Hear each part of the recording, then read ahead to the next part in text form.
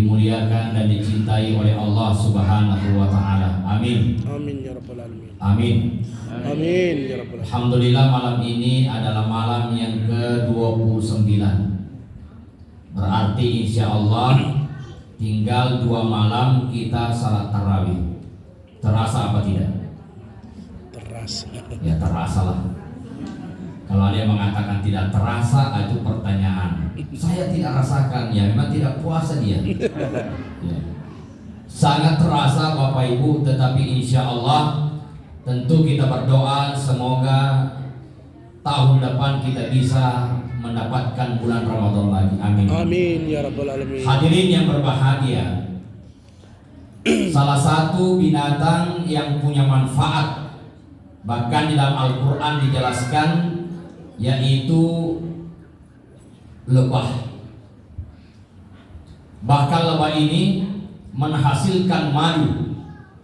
Saya mau tanya ibu-ibu, suka minum madu? Suka. Kalau di madu, Bapak-bapak sudah itu.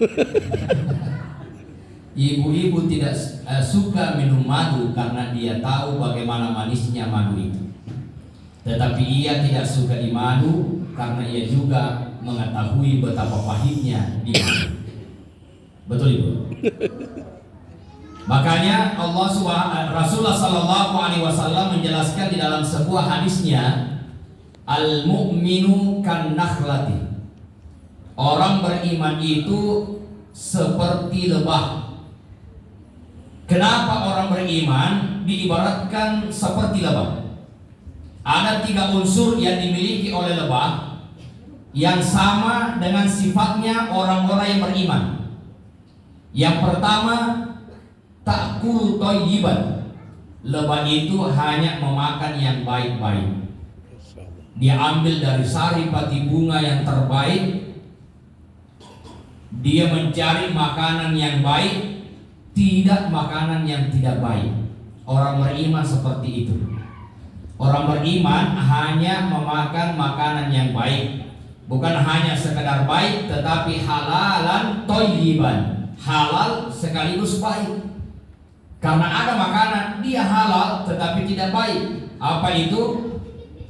Ada kue yang sudah 3 hari, yang mungkin dia halal karena orang yang bawa buka puasa, tapi karena sudah lama dan basi maka itu tidak baik.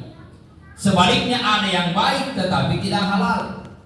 Telur itu baik, apalagi baru direbus. Tetapi kenapa dia kemudian tidak halal? Oh, ternyata ada ayam tetangga yang bertelur di rumahnya. Dia kira rezekinya. Oh ibu, kalau ada ayam tetangga bertelur di bawah rumah kita, telurnya itu dikembalikan apa diambil? Nah, ini sudah teruji. Ragu-ragu. Saya tanya ulang, dikembalikan apa diambil? Nah, sudah mulai ragu ini. Inilah keraguan-keraguan seperti ini yang harus dihindari, yang harus dikembalikan. Apalagi kalau sudah 10. Mohon maaf Ibu, ini ada ayam tak yang bertelur di rumah saya. Ini telurnya saya kembalikan. Oh, terima kasih. Terima kasih. Kalau ada telurnya, alhamdulillah beri saya lagi. Ya seharusnya tetangga yang baik. Oh, kalau begitu biarlah saya ambil 5, ambillah juga 5. Sebagai ungkapan terima kasih karena Engkau yang memelihara ternyata. Nah, jadi dalam hidup itu Bapak Ibu, yang seharusnya ada itu adalah saling pengertian. Kenapa terjadi konflik antara tetangga? Karena tidak adanya saling pengertian. Membaca Al-Quran itu pahala dan baik. Tetapi kalau Bapak Ibu membaca Al-Quran jam 1 malam lalu pakai mic, itu kan mengganggu tetangga. Jangan mengatakan, oh saya ini pahala yang saya lakukan, saya baca Al-Quran, tapi kok pakai mic? Sama kalau ada masjid-masjid Bapak Ibu yang berdekatan, ya kalau orang ceramah atau orang salat, kalau di sini salat, di sana salat, di sini ceramah, di sana ceramah, maka bagusnya pakai suara dalam saja. Kalau pakai suara luar, maka akan saling mengganggu, terutama ketika salat. Ternyata di sana ruku bilang Allahu Akbar, di sini ikut ruku. Kenapa ada gangguan? Nah ini seharusnya ada saling pengertian. bukan untuk menunjukkan bahwa suara masjid saya lebih besar. Maka yang harus terjadi pada diri kita adalah adanya saling pengertian. Maka pertama, lebah itu hanya memakan yang baik. Yang kedua, watada utoyiban. Apa yang keluar dari tubuhnya, apa yang keluar dari perutnya itu adalah yang baik. Apa yang keluar dari perut lebah? Apa itu? Madu. Madu. Coba kalau manusia apa yang keluar dari perutnya? Emas memang kuning itu memang emas. Tapi tidak semua yang kuning itu adalah Emas. emas. Warna bajunya kuning. Tapi dia bukan emas. Iya. Atau dibalik makanannya lebah kita makan, apakah menjadi madu? Tetap jadi kotoran. Kenapa? Disitulah Bapak Ibu sekalian, makanya ketika Allah menggambarkan peristiwa Isra dan Mi'raj, saya mau tanya Bapak Ibu, surah Al-Isra itu berada di surah keberapa? Surah ke? Al-Isra itu surah ke? Kalau imam kita pasti tahu. Surah ke? 15. 17. Oi, jawab. Ya. Sebelumnya itu adalah surah An-Nahl. Surah ke-16. Allah ingin mengingatkan sebelum engkau memahami peristiwa Isra dan Mi'raj yang di luar kemampuan akal manusia, maka pahamilah dulu penciptaan Allah terhadap lebah, agar engkau mampu bisa memahami peristiwa yang luar biasa yang terjadi pada diri Nabi yang diperjalankan minal masjidil haram ilal masjidil aqsa lalu kemudian naik ke langit. Kenapa lebah? Coba lebah, apa yang dia makan yang keluar adalah madu. Apa maknanya bagi orang beriman? Seharusnya orang beriman itu di pikirannya adalah kebaikan, di hatinya yang keluar adalah kebaikan. Tidak ada di pikirannya untuk merusak orang. Tidak ada di pikirannya untuk mencelakai orang. Tidak ada di pikirannya untuk menghancurkan orang. Tetapi di dalam pikirannya adalah bagaimana berbuat baik terhadap sesama manusia. Makanya Rasulullah mengatakan, wa khairun nas, sebaik-baik manusia, man tala umruhu, yang panjang umurnya, wa hasuna amalu, dan amalnya baik.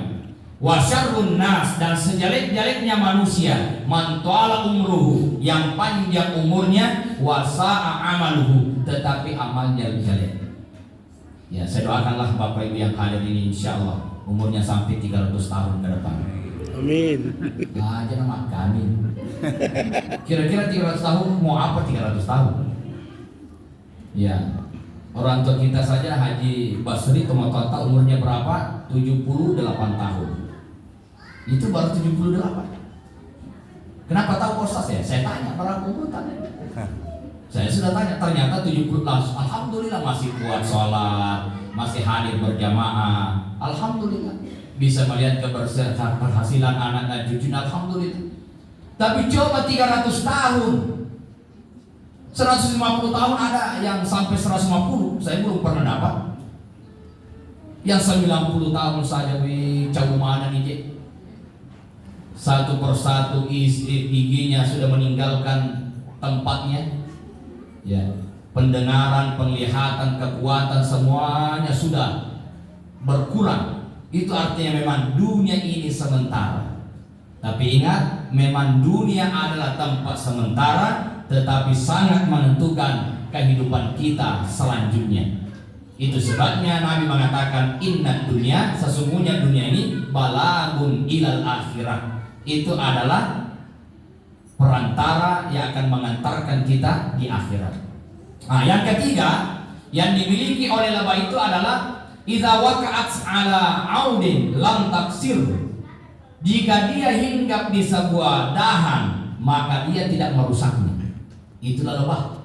Malah kalau dia hinggap di bunga, itu punya manfaat. Maka seharusnya orang beriman itu di mana saja dia berada, maka dia bermanfaat.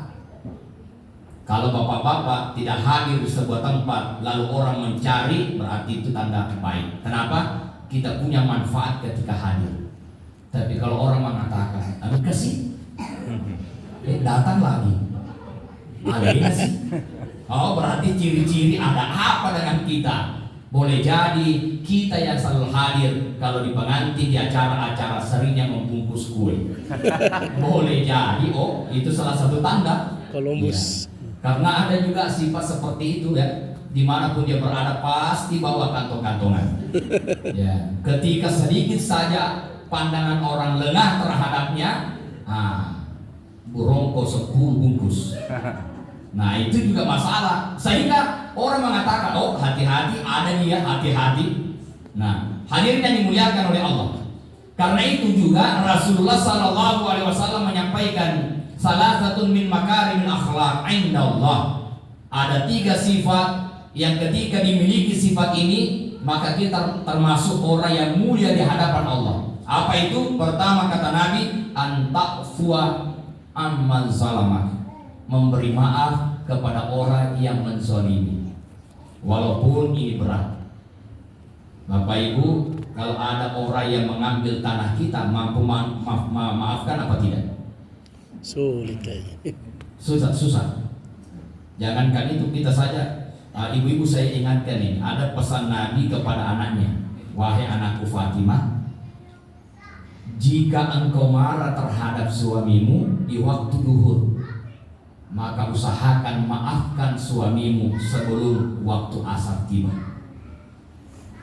Jika engkau marah terhadap suamimu di waktu asar, maka luaskan hatimu untuk maafkan suamimu sebelum datangnya waktu maghrib. Artinya apa? Kesusahan hati jangan terlalu lama dipendam. Oh ibu, ya komagaliki aja natamet taki jauh. Kita ini terkadang kehabisan kata-kata. Wahai istriku, jika engkau selalu marah, setengah hidupku hilang. Cabut kata-kata nih nggak pernah talinya. Nah itu nasihat Nabi yang paling bagus. Artinya jangan pendam kemarahan, kesusahan dalam hati, walaupun berat memang. Makanya Nabi mengatakan, la yahillu li muslimin ayyafjura akhahu fawqa thalasin. Tidak halal bagi seorang muslim membenci sesamanya muslim lewat dari 3 hari. Kenapa Nabi memberi jangka 3 hari? Hari pertama Nabi tahu hatimu belum bisa. Hari kedua belum bisa, panas dari dalam ini. Hari ketiga mulailah. Jangan sampai melewati 3 hari hatimu belum baik. Itu pesan Nabi. Tidak halal bagi seorang muslim untuk membenci sesamanya muslim itu lewat 3 hari. Nah ada orang sudah 7 kali lebaran.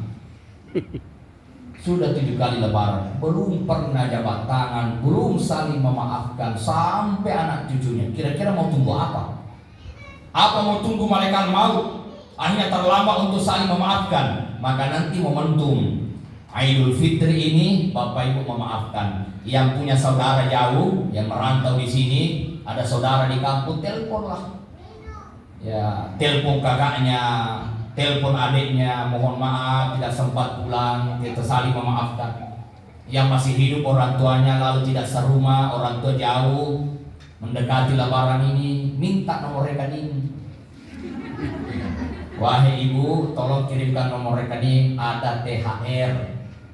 Oh ibu, jika suami memberi uang kepada ibunya, tidak ada haknya seorang istri untuk melarang. Sepakat ibu? Sulit. Kok susah sepakat? Saya ulangi. Jika seorang suami memberi uang terhadap orang tuanya, maka tidak ada hak istri untuk melarang suaminya. Sepakat ibu? Oh, dikode dulu. Buktinya seperti apa? Tetapi suami juga harus mengerti, jangan sampai kiriman uang terlalu banyak, tetapi kau tidak peduli dengan kebutuhan istrimu. Itu artinya saling memahami, memang itu penting. Hadirin yang dimuliakan oleh Allah, maka di dalam Al-Quran perintah yang ada itu bukan meminta maaf, tetapi khudil afwa. Perintah dalam Al-Quran itu adalah memberi maaf. Ya, ada orang Bapak Ibu yang dijamin masuk ke dalam surga. Bahkan Kata Rasulullah, akan datang penghuni surga yang basah jenggotnya dengan air wudhu. Datang seseorang lalu duduk. Di hari kedua kata Nabi, akan datang lagi penghuni surga yang basah mukanya jenggotnya dengan air wudhu. Datang lagi orang, ternyata orang yang sama kemarin. Kemudian besoknya kata Nabi, akan datang lagi ternyata sama. Apa amalannya orang ini sehingga dijamin oleh Nabi masuk ke dalam surga? Sehingga ada orang yang ingin melihat, lalu ke rumahnya bermalam, pura-pura ada masalah agar diizinkan bermalam, hanya ingin melihat apa sih amalannya orang ini. Malam dia perhatikan, dia bangun sholat malam, ya sama dengan sahabat yang lain juga bangun sholat malam. Dia juga tidur seperti tidurnya yang lain. Sampai 3 hari bermalam dia bertanya, sesungguhnya saya kesini karena mendengar Rasulullah, engkau adalah orang yang dijamin masuk ke dalam surga. Tetapi saya sudah 3 malam bermalam di rumahmu, tidaklah menemukan satu amalan yang berbeda dengan sahabat yang lain yang menyebabkan Rasulullah menjaminmu masuk ke dalam surga. Apa kata orang ini? Ya, engkau melihat bagaimana ibadah saya, sepertilah sahabat yang lain. Tetapi mungkin yang Rasulullah lihat itu apa? Setiap saya mau tidur, saya selalu berdoa, ya Allah, aku maafkan kesalahannya dan maafkan pula kesalahannya orang-orang yang bersalah pada saya hari ini. Jadi setiap orang yang bersalah padanya di hari itu, dia doakan, ya Allah saya sudah maafkan. Pernah begitu Bapak Ibu? Mulailah. Ya, mulailah. Tapi yang paling susah, ya Allah aku lunaskan hutang-hutangnya sama orang yang berhutang. Ini yang susah ini. Kalau mungkin memaafkan ya bolehlah, tapi kalau melunaskan hutangnya ini yang jadi masalah. Ibu-ibu jangan pernah bermain-main dengan hutangnya, ya. Saya termasuk orang yang sangat-sangat peduli, dan saya memberi peringatan pada istri saya, jangan pernah meminjam sesuatu kecuali atas izin saya. Jangan pernah meminjam sesuatu kecuali betul-betul memang hal itu sangat dibutuhkan dan memang tidak bisa tidak kecuali dipinjam. Jangan. Kenapa? Beban. Alhamdulillah saya hidup tanpa ada hutang 1% pun. Enaknya tidur. Tapi kalau cicilan rumah 2 juta, cicilan mobil 3 juta, datang corona, mampus. Makanya penuhi kebutuhan dengan penuh kesederhanaan. Betul Ibu? Ibu, kalau memang tidak ada uang beli mukena baru untuk Idul Fitri, pakailah mukena yang selama ini Ibu pakai. Tidak perlu minta siol. Apalagi sekarang banyak juga yang menawarkan pinjaman. Coba, kesederhanaan itu penting. Yang penting halal. Enaknya ketika halal. Bahkan saya dapat nasihat dari guru saya, wahai santriku, jika kau punya 2 pakaian, lalu kau ingin salat, yang satu ini sudah lunas karena kau beli dengan cash, yang satu ini memang baru tetapi belum lunas. Beliau mengatakan, afdalnya kalau salat, pakailah pakaianmu yang sudah lunas itu. Apa maknanya itu? Hidup sederhana itu nikmat. Saya mau tanya ibu-ibu, karena ini berkaitan dengan memaafkan. Kalau ibu-ibu ketemu dengan tetangganya di pasar, kita senyum, lalu ia tidak senyum, bagaimana perasaan ibu? Enak apa tidak? Kenapa tidak enak? Dicuekin. Karena dia tidak senyum. Apakah ibu mau paksa dia? Senyum. Ya tidak mungkin lah. Tetapi bagi orang-orang yang beramal karena Allah, saya senyum dapat pahala. Kau tidak senyum tidak mengurangi pahala saya. Jika kau membalas dengan senyum, kau juga dapat pahala. Karena tabassumuka fi wajhi akhika laka sadaqah, senyum kepada saudaramu maka itu adalah sedekah. Tetapi apa yang terjadi pada diri kita hari ini, kalau kita senyum lalu mereka tidak senyum, apa kata hati? Oke.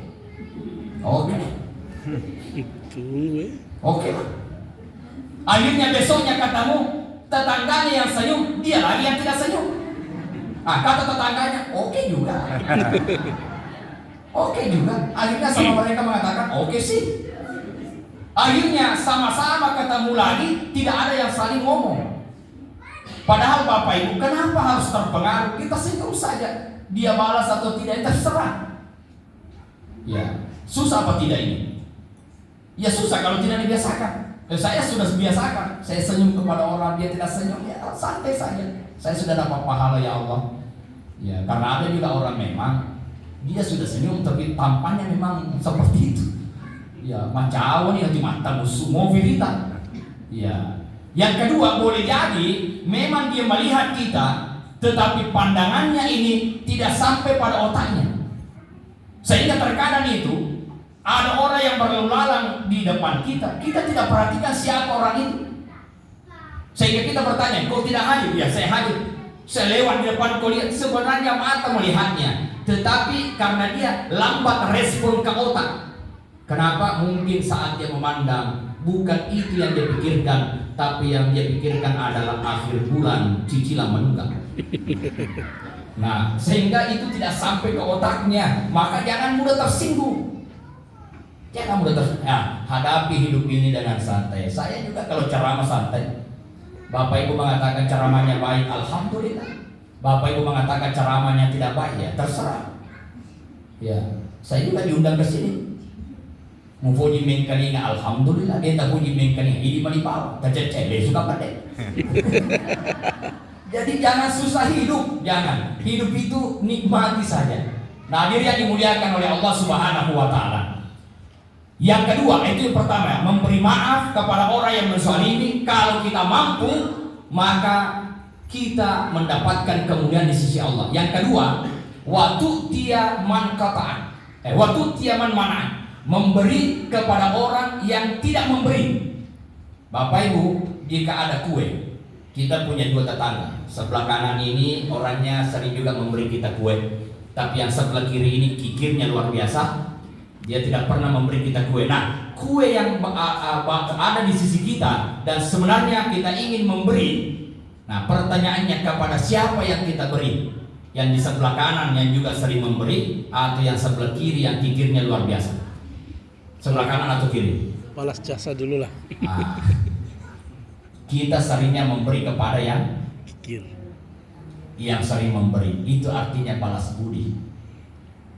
Tapi adilnya, beri kepada yang kanan, beri pula kepada yang kiri. Tidak usah yang kiri, dia juga tidak pernah. Berikanlah. Boleh jadi Allah memberi hidayah sehingga dia juga merasakan, betapa nikmatnya kalau kita diberi, agar dia juga bisa memberi. Ketika Aisyah demikian, bertanyalah kepada Rasulullah, ya Rasulullah, kepada siapa makanan ini aku berikan kepada tetangga?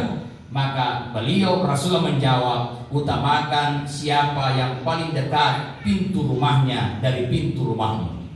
Tidak mengatakan dahulukan yang sering memberimu daripada yang tidak memberimu. Nah, hadirin yang dimuliakan oleh Allah, kalau Bapak Ibu sudah mampu memberi kepada orang yang tidak pernah memberi kepada kita, itu akhlak yang baik. Hadir kepada mereka yang tidak pernah menghadiri acara kita, itu juga akhlak yang baik.